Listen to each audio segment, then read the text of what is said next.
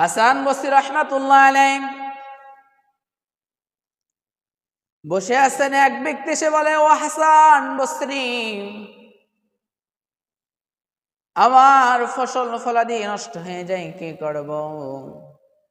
হাসান বসরি রাহমাতুল্লাহ আলাইহি বলেন, ও আল্লাহর বান্দা, যাও তুমি তওবা করো, যাও তুমি তওবা করো। আর একজন এসে বলে, ও হাসান বসরি রাহমাতুল্লাহ আলাইহি, আমার সন্তান হয় না, আমি কি করব?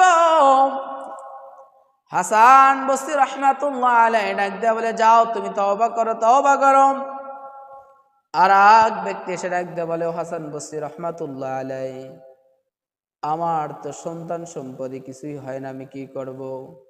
হাসান বসরি রাহমাতুল্লাহ আলাইহি বলেন, যাও তুমি তওবা করো, যাও তুমি তওবা করো। যে ব্যক্তি আসেন হাসান বসরি রাহমাতুল্লাহ আলাইহি বারবার শুধু বলে, যাও তওবা করো, যাও তওবা করো, তওবা করো। আর এক ব্যক্তি এসে বলে, ও হাসান বসরি রাহমাতুল্লাহ আলাইহি, আমার গুনাহ করতে মন চায়, আমি কি করব? বলে, যাও তওবা করো, যাও তওবা করো। হাসান বসরি রাহমাতুল্লাহ আলাইহির কাছে যে ব্যক্তি আসে শুধু বলে, তওবা করো, তওবা করো। পাশে থেকে খাদেম ডাক দিয়ে বলেন, ও হাসান বসরি রাহমাতুল্লাহ আলাইহি,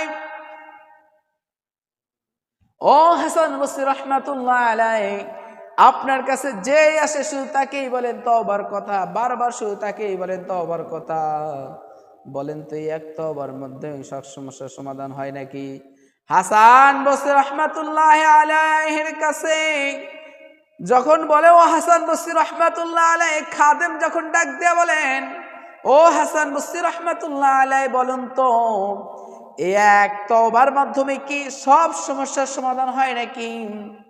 হাসান বসরি রাহমাতুল্লাহ আলাইহি তখন কোরআনের ভাষায় ডাক দিয়ে বলেন, ফাকুলতু আস্তাগফিরু রাব্বাকুম ইন্নাহু কানা গফফারা ইরসিলিস সামা আলাইকুম মিদরারা ওয়া ইউমদিদকুম বিআমওয়ালিন ওয়া বানিনা ওয়া ইয়াজআল লাকুম জান্নাতিন ওয়া ইয়াজআল লাকুম আনহারা। হাসান বসরি রাহমাতুল্লাহ আলাইহি কোরআনের ভাষায় ডাক দিয়ে বলেন, ফাকুলতু আস্তাগফিরু রাব্বাকুম ইন্নাহু কানা গফফারা, বলে তোমরা প্রভুর কাছে ক্ষমা চাও, তোমরা রব্বে কারিমের কাছে ক্ষমা চাও, যিনি তোমাকে সৃষ্টি করেছে, যিনি তোমাকে দুনিয়ার জিন্দেগিতে পাঠাইছে, তার কাছে ক্ষমা চাও। কারণ রব্বে কারিম তো অতি ক্ষমাসীন, তিনি তো অতি দয়ালু, তিনি তো রহমান, তিনি তো রহিম। ইরসিলিস সামা আলাইকুম মিদরারা, তোমাদের কি লাগবে? বৃষ্টি লাগবে, তোমরা রবের কাছে চেয়ে নাও। তোমাদের বৃষ্টির দরকার, তোমরা রবের কাছে চেয়ে নাও। ওয়া ইউমদিদকুম বিআমওয়ালিন ওয়া বানিনা ওয়া ইয়াজআল লাকুম জান্নাতিন ওয়া ইয়াজআল লাকুম আনহারা। তোমাদের কি লাগবে? সম্পদ লাগবে, সন্তান লাগবে, সন্ততি লাগবে, তোমার বাড়ি লাগবে, তোমার গাড়ি লাগবে, তোমার জমি জমা লাগবে, তোমার কি লাগবে? রব্বে কারিমের কাছে চেয়ে নাও, রব্বে কারিম তোমাকে দিবে। কিন্তু বান্দারে, এই দুনিয়ার জিন্দেগিতে গুনাহ নিয়ে কোনো কিছু চাই না, পাইবা না। তুমি গুনাহ করেছো, আল্লাহ তো বলেছে, ফাকুলতু আস্তাগফিরু রাব্বাকুম ইন্নাহু কানা গফফারা, তোমরা ক্ষমা চেয়ে নাও, ক্ষমা চাও, রব্বে কারিমের কাছে চাও, রব্বে কারিম দিবে। কিন্তু ক্ষমা নাই, তোমার জীবনে কোনো কিছুই নাই।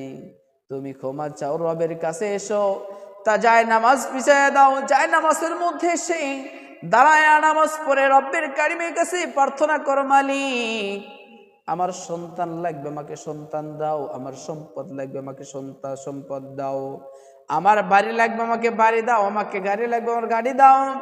আল্লাহ বলে, বান্দারে তোমার কি লাগবে? তোমার জান্নাত লাগবে, আমি আল্লাহর কাছে চেয়ে নাও। তোমার জাহান্নাম লাগবে, আমি আল্লাহর কাছে চেয়ে নাও। কেননা ফেরাউন সারাদিন ভর নিজেকে রব বলে দাবি করতো, সারাদিন ভর নিজেকে রব বলে দাবি করতো।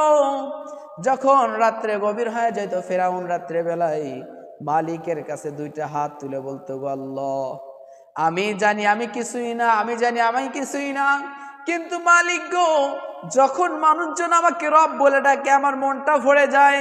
ওগো আল্লাহ, তোমার কাছে আমি জান্নাত চাই না, জান্নাত চাই না, আমি দুনিয়ার চাই, দুনিয়া চাই, তুমি আমাকে দুনিয়া দাও। আল্লাহ বলে, ও ফেরাউন, ছাড়ে যা, তুই তো চেয়েছিস দুনিয়া, আমি তোরে দুনিয়া দিলাম, তোর জন্য আমি জান্নাতকে হারাম করে দিলাম। ও প্রিয় ভাইয়েরা আমার, আমরা যারা এখানে এসেছি, বসেছি, আমরা যদি রব্বে কারিমের কাছে, রব্বে কারিমের কাছে, মাওলাই কারিমের কাছে, রফিক আলের কাছে, কাবার মালিকের কাছে, রব্বে কারিমের কাছে যদি আমরা চাই আল্লাহ আমাদেরকে জান্নাত দাও, অবশ্যই আল্লাহ আমাদেরকে জান্নাত দিবে, অবশ্যই আল্লাহ আমাদেরকে জান্নাত দিবে যদি আমরা মাওলার কারিমের কাছে চেয়ে নেই। কিন্তু দুনিয়ার জিন্দগিতে রব্বে কারিমের কাছে ছাড়া যে পথে যান না কেন, কোনো পথে যায় আপনি পার পাবেন না, একমাত্র পাড়ি পাবেন রব্বে কারিমের কাছে চেয়ে।